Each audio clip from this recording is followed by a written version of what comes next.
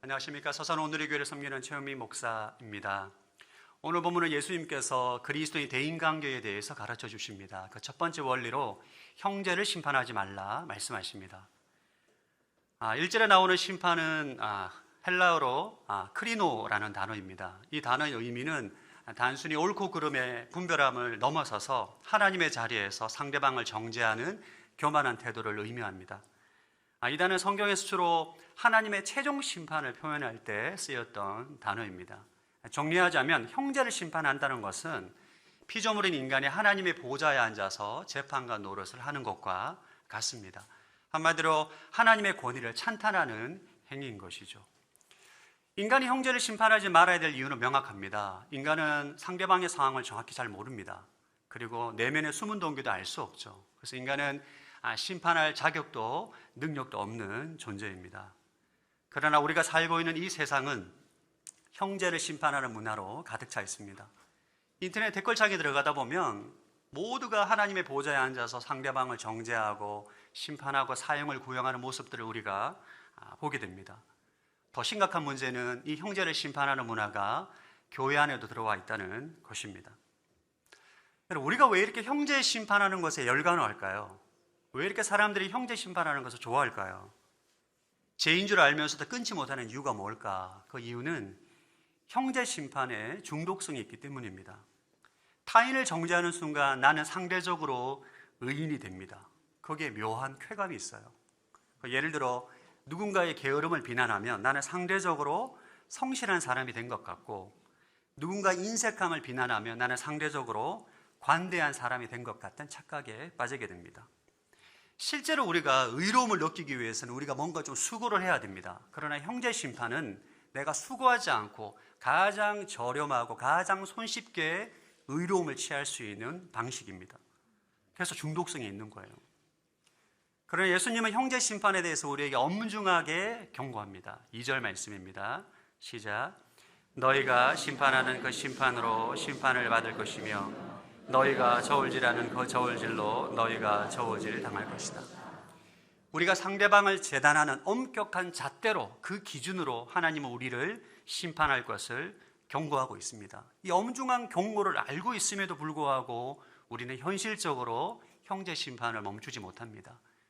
근본적인 이유가 무엇인가? 3절과 4절에 나옵니다. 시작. 어째서 너는 내 형제의 눈에 있는 티는 보면서 내 눈에 있는 들보는 깨닫지 못하느냐?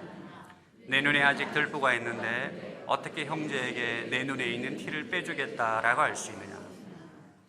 우리가 형제 심판을 멈추지 못하는 근본적인 이유는 우리 안에 있는 거대한 들보가 우리의 영적인 눈을 가로막고 있기 때문입니다. 이 들보가 자신의 죄는 보지 못하고 형제의 죄만 보게 만드는 것입니다. 그럼 들보가 무엇인가? 예수님 말씀하신 들보는 구체적인 죄의 목록이 아닙니다. 이 들보는 바로 자기의라는 우상입니다. 이 자기의가 우리의 죄를 보지 못하게 하고 상대방의 죄만 보게 하게 됩니다. 이 자기의라는 우상을 섬길 때 나타나는 세 가지 특징이 있습니다. 첫 번째는 자신의 행위에서 가치를 찾습니다. 그리스도인의 가치는 우리의 행위에 있는 것이 아니라 예수님의 공로에 있습니다. 위대한 예수님께서 나를 위해 십자가 죽으셨기 때문에 내가 가치 있는 인생이고 존귀한 자인 것입니다. 그러나 자기의는 자기 행위와 업적에서 자신의 가치를 찾으려고 합니다. 그래서 사람들의 평가에 목숨을 거는 거예요. 남들보다 더 나은 성과를 내는 데 집착하게 됩니다. 그 결과 내면이 공허하고 은혜가 없고 힘듦에도 불구하고 자신을 포장합니다. 나는 괜찮다. 나는 잘 살고 있다. 행복하다. 그래서 끊임없이 자신을 인정해야 되기 때문에, 가치를 증명해야 되기 때문에 열심히 살고 충성된 삶을 살면서 위선적인 삶을 살게 되는 것입니다. 자기의라는 우상을 숭배하는 사람들은 인생이 굉장히 피곤합니다. 너무 피곤해요. 참된 자유와 안식이 없게 됩니다. 두 번째 특징은 타인을 도구화합니다. 자기의는 내가 괜찮은 사람임을 증명하기 위해서 끊임없이 나보다 못한 사람을 찾고 그 사람을 찾아서 깎아내리고 정죄합니다. 그래서 자기의는 타인을 사랑의 대상으로 여기지 않고 자신을 증명하는 도구로 전락시키게 됩니다. 세 번째 특징은 은혜를 차단해요. 자기 의라는 교만은 은혜를 차단합니다. 하나님과의 관계가 막히게 됩니다. 여러분, 바리새인들을 보십시오. 하나님의 아들 예수님이 오셨는데도 불구하고, 눈앞에 있는데도 불구하고 알아보지를 못합니다. 왜? 자기 의란 더러운 옷을 입고 있기 때문에 하나님의 은혜가 임하지 않는 거예요. 하나님의 은혜는 예수 그리스도의 의의 옷을 입을 때 우리에게 임하는 은혜인 것입니다. 그러면 이 지독한, 지긋지긋한 이 자기 의라는 들보를 어떻게 제거할 수 있는가? 우리의 노력으로는 불가능합니다. 오직 십자가 앞에 나아가 우리가 항복할 때 이 들보를 제거할 수 있는 것입니다.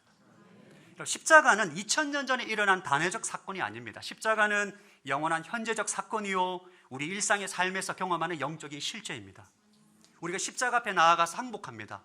십자가 앞에서 나의 영적 파산을 주님 앞에 고백하고, 주님, 내가 철저하게 나의 의로 살아갈 수 없는 존재입니다. 항복할 때 성령께서 우리의 눈을 열어주시는 거죠.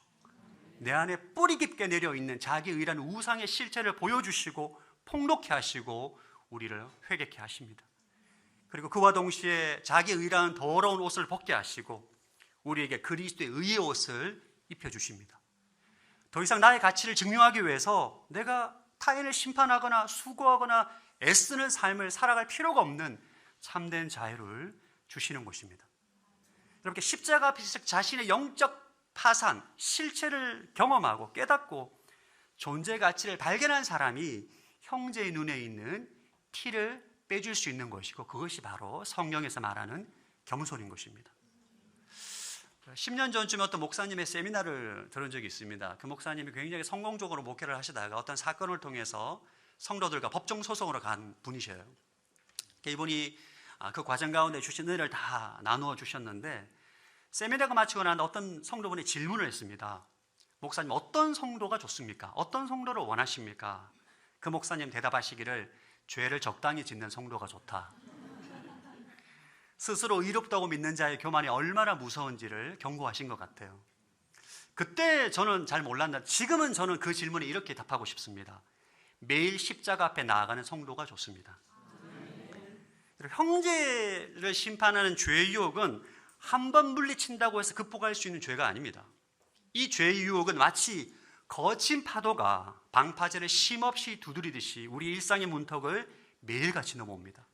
그래서 우리는 매일 십자가 앞에 나아가야 하는 것입니다.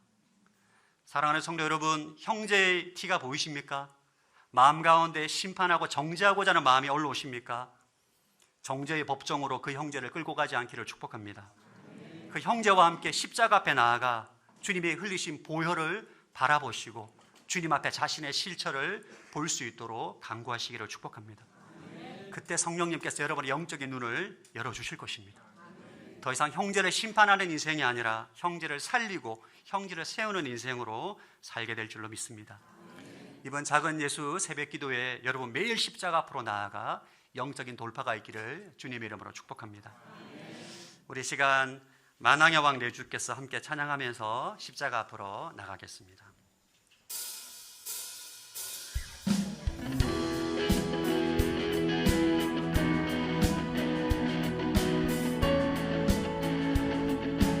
만왕의 왕, 만왕의 왕 내 주께서 왜 고초당했나.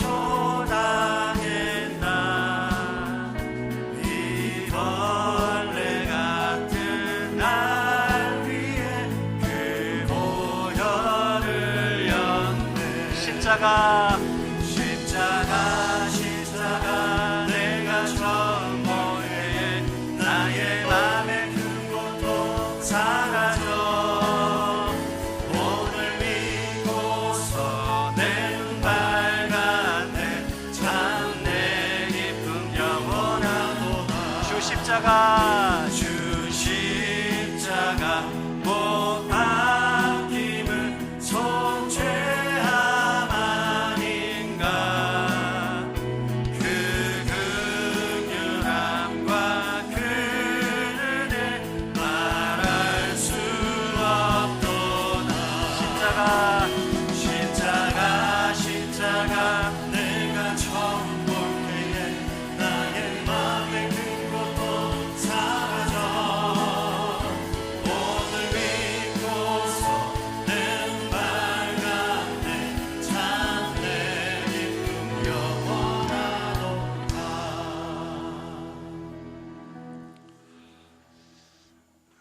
마태복음 7장 6절의 말씀을 다시 한번 읽겠습니다. 거룩한 것을 개에게 주지 말고 너희 진주를 돼지에게 던지지 말라. 그렇지 않으면 그것들이 발로 그것을 짓밟고 뒤돌아서서 너희를 물어 뜯을지 모른다. 이 말씀은 산상수훈에서 가장 해석하기 어려운 말씀으로 여겨져 왔습니다. 예수님께서 말씀하신 이 개 혹은 돼지가 누구인가, 또 거룩한 것, 진주란 무엇을 말씀하시는 것일까라는 해석에 어려움이 있기 때문입니다. 그래서 역사적으로 이 말씀을 해석할 때 두 가지 해석의 흐름이 존재했습니다. 하나는 이 한 구절만으로 해석하는 것입니다. 산상수훈의 앞뒤 문맥과 상관없이 이 말씀만으로 해석하려는 시도들이 있었습니다. 초대교회 때는 대개 그러한 것으로 나타납니다. 그래서 이 말씀을 근거로 예수님을 믿지 않는 사람들에게 성찬을 베풀지 말라. 그들에게 성찬을 베푸는 것은 그 거룩한 주의 살과 피를 기념하는 떡과 잔을 나누는 것은 거룩한 진주를 개와 돼지에게 주는 것과 같다라는 그런 문맥의 흐름 속에 그 말씀의 근거로서 이 말씀을 인용하기도 했습니다. 그러나 또 다른 흐름 속에서는 문맥의 흐름 속에서 이 말씀을 해석하는 겁니다. 앞서 들은 7장 1절에서 5절의 말씀, 자신이 하나님의 위치에 서서 심판자가 되려는 그러한 교만, 또 남을 정죄하고 판단하지 말라라는 그러한 말씀의 결론 부분으로서 균형을 잡아주시는 말씀입니다. 거룩한 것, 진주를 개와 돼지에게 던지지 말라. 여기에는 분별하라라는 메시지가 숨어 있기 때문입니다. 1절에서 5절까지는 심판하지 마라. 다른 사람을 판단하고 정죄하고 심판자의 위치에 서지 말라라는 말씀을 주시고, 마지막 결론으로 그렇지만 분별해야 한다라는 말씀을 주신 것입니다. 앞뒤가 맞지 않는 말씀처럼 보이지만 이것은 균형을 잡아주는 것입니다. 만일 6절의 말씀이 없이 1절에서 5절까지의 말씀만 있다고 한다면 무분별한 관용, 무엇이든지 우리가 비판할 수 없고 또 판단할 수 없는 것으로 생각하여서 어떠한 주장이든지 맹목적으로 받아들여야 한다는 말씀으로 오해될 수 있기 때문입니다. 그래서 이 6절의 말씀을 1절에서 5절까지의 말씀의 결론으로 이어서 해석을 하면은 다른 사람의 문제를 정죄하고 판단하고 심판자의 위치에 서지 말아야 한다. 그렇지만 다른 한편으로 너희가 거룩한 것 진주를 개와 돼지 같은 대상에게 무분별하게 던지는 그러한 무분별함이 있어서도 안 된다. 분별해야 한다라는 것을 예수님께서 마치 균형추를 잡아주듯이 말씀해 주신 것입니다. 이 말씀을 해석할 때 대개 우리에게 떠오르는 것은 이 개와 돼지가 누구를 가리키는 것일까? 그 대상을 떠올리기가 쉽습니다. 예수님은 이 말씀하실 때 어느 특정한 민족이나 계층을 염두에 두고 말씀하신 것이 분명 아닙니다. 과거 2차 대전 시기에 독일이 유태인들을 무참히 학살할 때 마틴 루터의 마치 유대인들을 비하하는 듯한, 예수님을 거부한 그들을 정죄하고 판단하는 듯한 글을 인용해서 그 부분만 인용을 해서 유대인들은 이처럼 개와 돼지처럼 무가치하고 또 가치 없는 존재들이므로 세상에서 사라지는 것이 낫다는 주장을 나치가 함으로써 엄청난 학살을 자행하고 그것을 합리화하고 국민들을 설득했습니다. 그것은 마틴 루터의 의도를 왜곡하고 또 잘못 해석함으로써 사람들을 혼란에 빠지고 범죄에 가담하게 만든 행위입니다. 그러므로 이 개 돼지를 어떤 특정한 인종이나 민족 혹은 대상, 어떤 사람을 지칭한 것으로 해석하는 것은 매우 잘못된 해석입니다. 예수님은 모든 사람에게 일어날 수 있는 이 악의 성향에 대하여 말씀하신 것입니다. 특별히 이 말씀을 우리가 해석할 때 종교개혁자들의 전통에 서서 해석해야 합니다. 그것은 이 거룩한 것, 진주라는 이 말씀은 복음, 하나님 나라의 진리, 또 하나님의 거룩한 말씀을 가리키는 것으로 해석했습니다. 초대교회 시대 신학자였던 어거스틴도 동일한 맥락의 해석을 했습니다.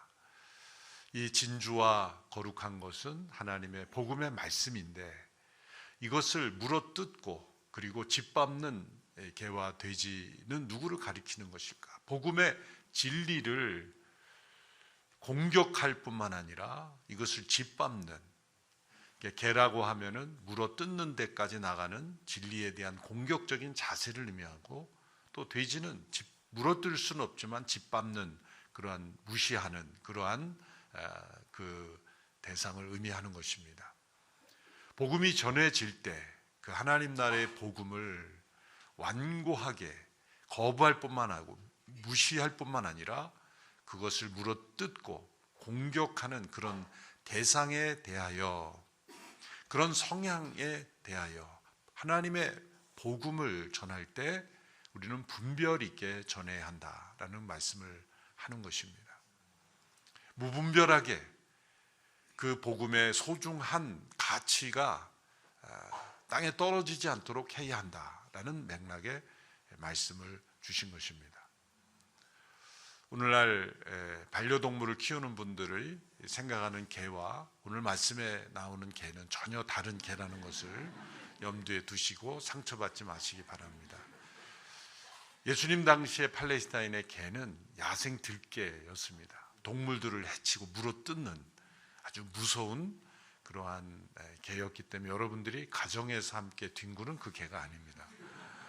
또 돼지는 율법에 엄격하게 금지된 부정한 동물이었습니다.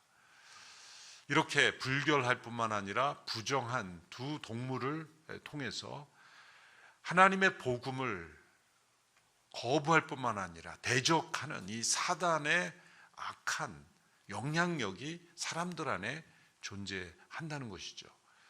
그런 대상들, 그러한 세상을 향하여 우리가 하나님의 복음을 증거할 때는 매우 분별 있게 전해야 된다라는 것을 말씀하는 것입니다. 첫 번째는 우리가 이 말씀을 전할 때 값싼 기독교인 것처럼, 복음을 값싼 것처럼, 싸구려 복음인 것처럼 전해져서는 안 된다는 겁니다.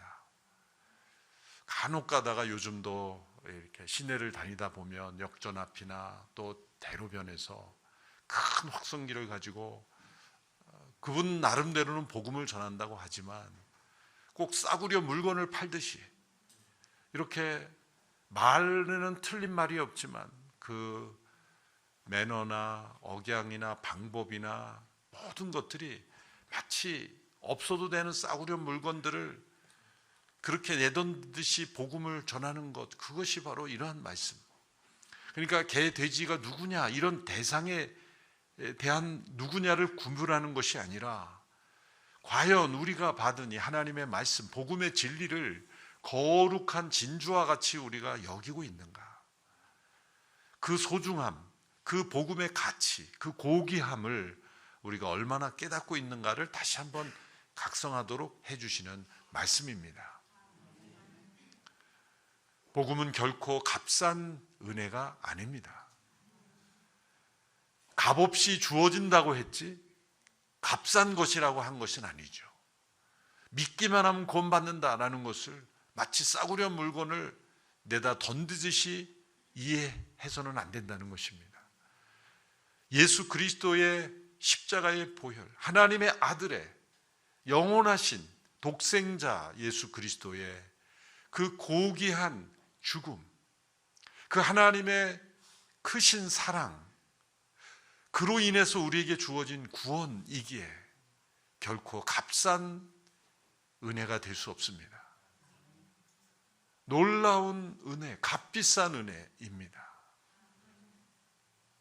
그것은 우리의 죄와 우리가 당할 심판, 그리고 하나님의 진노, 그리고 우리가 들어갈 수 있었던 밖에 없었던 지옥의 존재, 이 모든 것들을 왜곡하여 마치 없는 것처럼 예수를 믿는 것은 이 세상에서 형통하기 위한 하나의 방법처럼 여겨지는, 나의 문제를 해결해 주는 마술 같은 도구인 것처럼 그렇게 포장하여 사람들에게 전하지 말라는 것입니다. 거룩한 진주를 무가치하게 던지지 마라. 그 진주의 가치를 모르는 개와 돼지에게 던지듯이 우리에게 주어진 값비싼 복음을 값비싸게 우리가 전해지도록 해야 한다는 겁니다. 사람들이 복음을 무가치하게 여기고, 그리고 복음을 짓밟고 교회를 무가치하고 짓밟게 여기는 것은 1차적으로 교회의 책임이라는 것입니다. 그것은 우리가 전하는 복음, 우리를 통해 나타내야 될 복음이 저처럼 천박하고 무가치하고 가치 없는 것처럼, 돼지에게 짓밟혀도 되는 그런 것처럼 여겨지는 무분별한 교회의 모습 때문이라는 것입니다.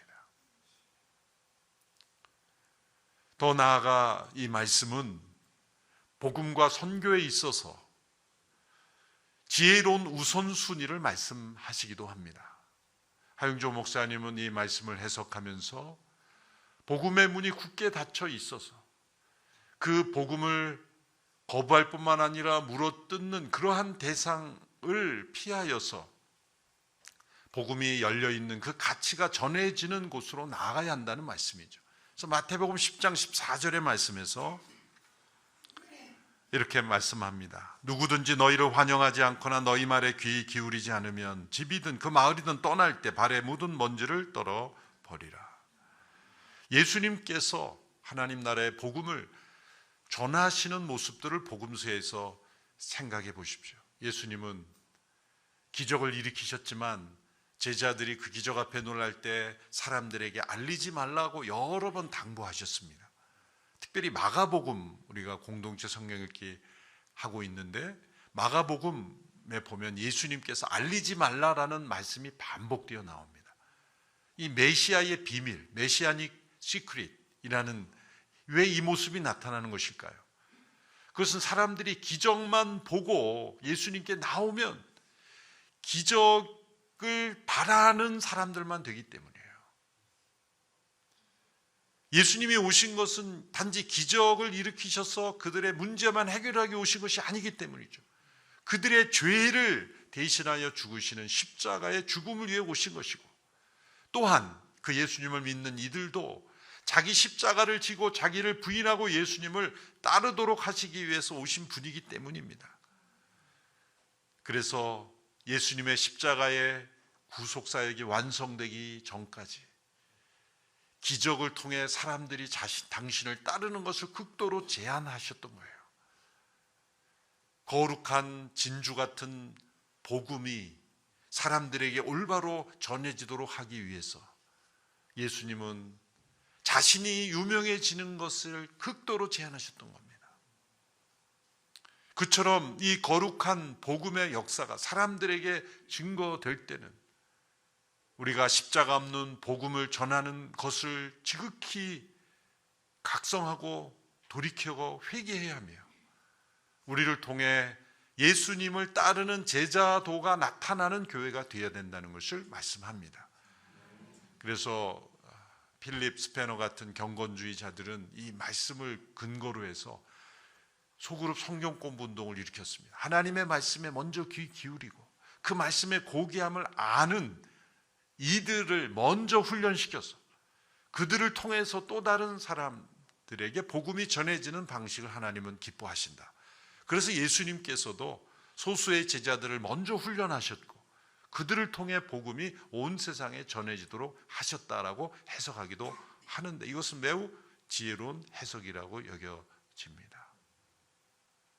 이처럼 거룩한 진주와 같은 하나님 나라의 복음을 우리 자신이 먼저, 이것이 얼마나 귀한 진주보다 더 귀한 복음인가를 깨닫고 이것을 개 돼지에게 짓밟히는 것으로 던져지도록 해서는 안 된다. 우리 교회를 통해, 우리 성도들을 통해 그 복음의 소중한 가치와 그 값비싼 은혜가 증거되도록 우리가 해야 된다는 거죠. 그리고 우리가 그 말씀이 전해지는 과정에서 예수님께서 또 바울처럼, 바울도 에베소에서 복음을 전할 때 그 복음을 무시하고 짓밟고 대적하는 이들을 피하여 두란노 서원에서 소수의 제자들을 훈련하여 말씀을 가르치면서 에베소 교회를 세워갔던 것처럼 하나님의 말씀의 말씀 되심이 소중하게 여겨지는 우리 모두가 되어야 합니다. 그래서 공동체 성령 읽기를 시작한 겁니다. 하나님의 말씀 그 자체를 우리가 소중하게 귀 기울이는 자세를 회복해야 된다. 말씀을, 내 주장을 더 강화하기 위해서 인용하는 그런 근거로만 사용하는 것이 아니라, 농담으로 말씀을 인용하는 것이 아니라, 하나님의 말씀이 들려올 때는 우리 모두의 마음속에 경외심이 일어나야 하며 그 말씀이 진정 하나님의 말씀, 살아계신 하나님의 말씀, 예수님의 말씀이라는 그 말씀의 고귀함과 소중함을 우리가 다시 회복해야 합니다. 그래야 우리가 하나님의 말씀을 살아내고 증거할 때도 그 말씀이 역사됨을 우리가 깨달을 수가 있습니다.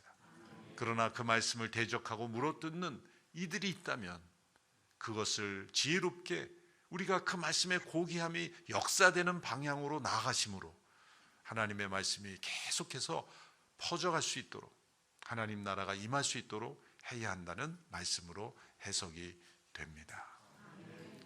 도로시 세이어스라는 분, C.S. 루이스와 함께 인클리스라는 모임을 가졌던 분이 이런 말을 남겼습니다. 교회의 임무는 그리스도를 사람들에게 맞게 바꾸는 것이 아니라 사람들을 그리스도에게 맞게 바꾸는 것이다. 영적 분별력을 가지고 우리에게 제자도를 온전히 회복하며 또한 십자가의 복음을 온전히 전하는 우리 모두가 되기를 축원합니다. 기도하겠습니다. 하나님 아버지, 거룩한 진주 같은 그 값진 복음을 너무나 값싼 복음으로 값어치 없는 것으로 사람들에게 전해지게 한 저희들을 용서하여 주시옵소서. 진주보다 더 귀한 하나님 나라의 소중한 복음을 소중하게 증거하는 저희들 되게 하여 주시고, 사람들이 값진 말씀으로, 너무나 귀한 말씀으로 사람들에게 들려지게 하는 이 시대의 믿음의 사람들 되게 하여 주시옵소서. 예수님의 이름으로 기도하옵나이다. 아멘. 이 시간 주신 말씀 붙잡고 함께 기도하기를 원합니다. 하나님 아버지, 이 시간 우리가 십자가 앞에 나아갑니다. 그동안 하나님의 자리에 앉아 형제를 판단하고 심판했던 우리의 교만을 철저히 회개합니다. 성령님, 이 시간 우리의 영적인 눈을 열어 주옵소서. 내 안에 깊이 뿌리 내린 자기 의라는 거대한 들보를 직면하게 하여 주옵소서. 자기 의라는 우상 숭배의 삶에서 벗어나 주님이 주신 참된 자유를 누리게 하여 주옵소서. 주의 이름을 크게 한번 외치고 통성으로 기도합니다. 주여! 만왕의 왕이시며 우주 유일하시고 공의로우신 재판장이신 하나님 아버지, 이 새벽에 우리는 겸비한 마음으로 십자가 앞으로 나아갑니다. 성령님, 이 시간 우리에게 어두워진 영안을 밝히 열어 주옵소서. 오늘 우리는 십자가 앞에서 우리 영혼 깊숙이 숨어있던 추악한 우상을 마주하고자 합니다. 그동안 형제를 심판하는 것이 얼마나 무서운 죄인지 알면서도 그 달콤한 유혹을 끊어내지 못했음을 고백합니다.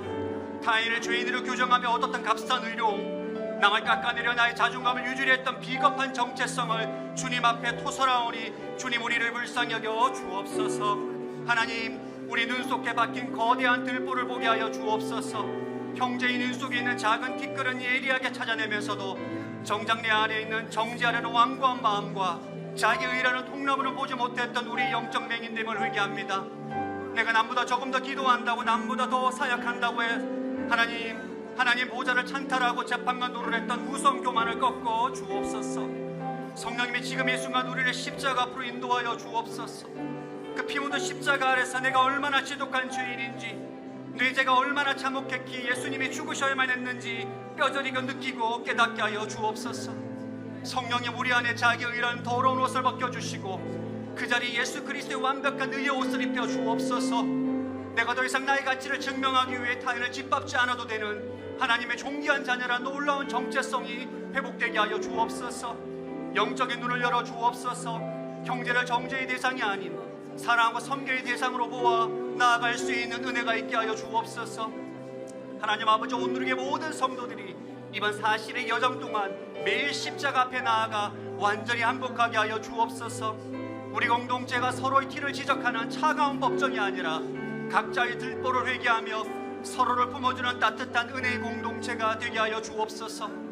오늘도 삶의 현장에서 파도처럼 밀려오는 심판의 유혹을 예수님의 이름으로 물리치고 오직 긍휼의 마음으로 이웃을 대하는 작은 예수로 살게 하여 주옵소서.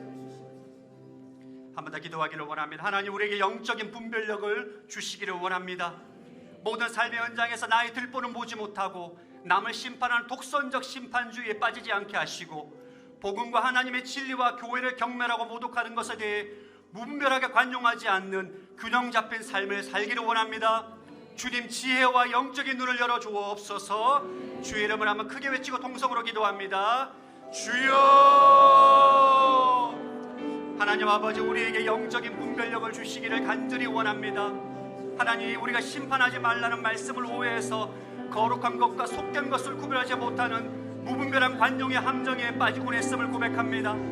사랑이라는 이름으로 복음의 진리를 경멸하고 짓밟는 자들에게까지 무조건적으로 진주를 던져버리는 어리석음을 범하지 않게 하여 주옵소서. 주님 앞에서, 하나님, 주님이 헤롯 앞에서 침묵하셨던 것처럼 우리도 하나님 복음의 거룩함을 지켜낼 수 있는 하늘의 지혜를 허락하여 주옵소서. 하나님 아버지, 우리가 양극단 사이에 좁은 길을 걷게 하여 주옵소서. 비판하지 않으면서도 분별하는 길을 걷게 하시고 정죄하지 않으면서도 진리의 고귀함을 지켜내는 그 좁은 길이 바로 성령께서 인도하시는 길임을 믿습니다. 모든 오늘의 교회 성도들이 오늘 하루 삶의 현장에서 이 거룩한 균형을 유지하게 하여 주옵소서. 부끄럽고 불꼴하지 않게 하시되 복음에 조롱당하거나 짓밟지 않도록 영적으로 깨어있게 하여 주옵소서. 하나님 아버지, 우리가 더 많은 사람들을 모으고 그들의 길을 즐겁게 하기 위해서 복음의 날카로운 모순을 깎아내거나 생명의 말씀을 부드러운 위로로만 변절시키는 어리석음을 범하지 않게 하여 주옵소서. 우리에게 분별력을 주시는 것 성령님의 선물인 줄로 믿습니다. 이 새벽 기도할 때 성령의 조명하심으로 하나님 우리를 선하게 인도하여 주옵소서. 이제 마지막으로 기도하실 다 함께 일어나셔서 나라와 민족과 열방을 위해서 기도하기를 원합니다. 하나님, 대한민국의 모든 영역 안에 하나님의 나라가 임하기를 원합니다. 하나님의 통치에 순복하는 은혜가 있게 하여 주옵소서. 다음 세대 영적 부흥을 위해 기도합니다. 다음 세대 새벽이슬 같은 주의 청년들이 세워지게 하여 주옵시고 한국교회가 십자가 앞에서 회개하고 자복하는 역사가 있게 하여 주옵소서. 전쟁 가운데 있는 열방 가운데 하나님의 나라가 임하게 하여 주옵소서. 주여 삼창 외치고 통성으로 기도합니다. 주여, 주여, 주여. 만물의 주관자 되신 하나님 아버지, 대한민국의 모든 영역에 주님의 통치가 임하기를 간절히 기도합니다. 정치와 경제, 사회, 교육, 문화, 미디어 모든 구석구석마다 하나님의 정의와 공의가 강물처럼 흐르게 하여 주옵소서. 이 땅이 성공과 번영이라는 우상을 버리고 정직과 자비라는 하나님의 나라를 가치를 세워가게 하여 주옵소서. 위정자들에게는 하나님을 두려워하는 마음과 백성을 사랑하는 지혜를 주시고 갈등과 분열 가운데 이 사회 속에 화평케 하는 복음의 능력이 나타나게 하여 주옵소서. 하늘에서 주의 뜻이 이루어진 것처럼 우리가 발을 딛고 사는 이 땅의 일터와 삶의 현장에서도 주의 뜻이 이루어지게 하여 주옵소서. 하나님 아버지, 다음 세대를 가슴에 품고 눈물로 간구하며 나아갑니다. 이 땅의 자녀들이 세상의 성공 신화와 무관 경쟁의 굴레 속에서 자신의 가치를 증명하려 애쓰는 정체성을 버리게 하여 주옵소서. 오직 예수 그리스도 안에서 우리가 얼마나 존귀한 존재인지를 발견하게 하여 주옵소서. 부모 세대가 만난 하나님의 자녀 세대의 인격적인 하나님으로 고백되게 하여 주옵소서.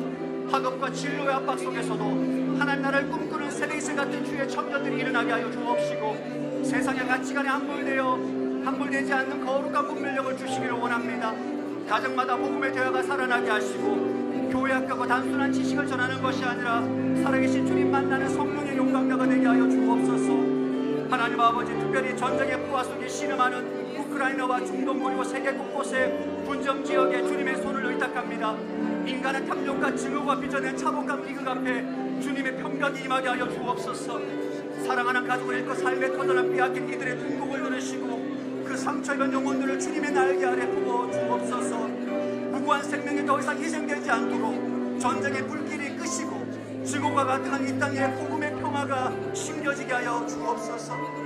하나님, 긍휼과 자비를 베풀어 주시옵시고, 고통받는 이들에게 하나님의 통치가 인간의 정체를 넘어선 유일한 소망임을 보게 하여 주옵소서. 하나님 아버지, 내 안에 들보를 보는 겸손과 복음의 거룩함을 지키는 영적 분별력을 허락하여 주옵소서. 독선적 심판과 무분별한 관용 사이에 좁은 길을 걷게 하시고, 우리가 서 있는 모든 삶의 현장에 하나님의 나라가 임하게 하옵소서. 특별히 다음 세대의 거룩한 영적 부흥이 있기를 원합니다. 하나님 나라를 꿈꾸는 거룩한 청년들이 주님 일어나게 하여 주옵소서. 이제는 우리 주 예수 그리스도의 은혜와 하나님 아버지의 위대한 사랑과 성령의 교통하심이 날마다 십자가 앞에 나아가는 모든 온누리교회 성도들 위해, 열방 가운데 수고하시는 모든 선교사님과 대한민국과 열방 위에 지금부터 영원토록 함께하기를 축원하옵나이다.